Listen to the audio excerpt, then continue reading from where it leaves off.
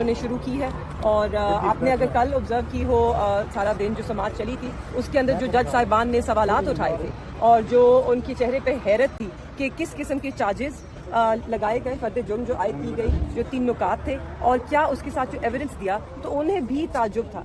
जैसे कि शामिल कुरैशी के हवाले से उन्होंने जब कोर्ट रूम में उनकी स्टेटमेंट पढ़ी तो जज साहब ने कहा कि क्या ये शायरी है, क्योंकि मुझे तो समझ भी नहीं आई कहा क्या गया है और इसमें ऐसा क्या कह दिया गया जिस पे ये केस मरतब हो सके। खान साहब की स्टेटमेंट सुन के भी उन्होंने कहा ये एक सियासी बयान था, मगर इसमें ऐसा तो कुछ नहीं है कि जिसके ऊपर सीक्रेट एक्ट लगे। तो मैं बहुत पुरुमीद हूँ कि इंशाल्लाह आप देखेंगे कुछ दिनों में जैसे ये समात आगे चलेगी ये केस दम तोड़ जाएगा, क्योंकि हम आपको पहले दिन से कह रहे हैं, आज आप लोगों को सुनने का मौका मिल रहा है जो हम पहले दिन से कह रहे हैं। इस केस में कोई दम ही नहीं है, गुब्बारे में कोई हवा ही नहीं है, मगर ना हक कैद जो है वो अदा की जा रही है। शामिल कुरैशी भी कर रहे हैं, इमरान खान साहब भी कर रहे हैं और अब तो जुल्म इतना बढ़ गया कि इनसे ये भी नहीं पहुँचाया जा रहा कि आप हफ्ते में एक दफ़ा उनसे मिल लेते हैं और मुलाकात पर पाबंदी है।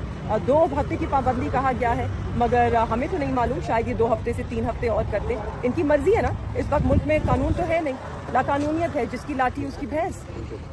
तो हमें तो सिर्फ अदालतों से उम्मीद है और दुआ भी करते हैं कि हमें इंसाफ मिलेगा और दोनों को रिहाई मिलेगी। Thank you. कराची यहीं का हिस्सा है, पाकिस्तान का। ठीक है, वहाँ पे एक बादशाहत चलती है जो है पाकिस्तान का हिस्सा। जी मेरी क्या इतनी किस्मत अच्छी नहीं, मैं सिर्फ कराची तक जा रही हूँ अपने बच्चों के पास। आज खान साहब के 2 केसेस बरी हुए हैं, उस बारे में बताइए। जी वो मुझे नहीं मालूम, जिन चीज़ों का मुझे अपडेट नहीं है मैं उस पर गुफ्तगू नहीं करना चाहूँगी। आगे जो केसेस है उसमें भी बेहतरी आएगी, जैसे आज 2 केसेस में बाइज्जत बरी हुए हैं। जी बहुत पुरुमीद है, हम बहुत पुरुमीद हैं कि जैसे जैसे खुल के बाहर हाई कोर्ट में एक ओपन अदालत में जो केस आएगा उसमें इंसाफ होता नजर आएगा। Thank you.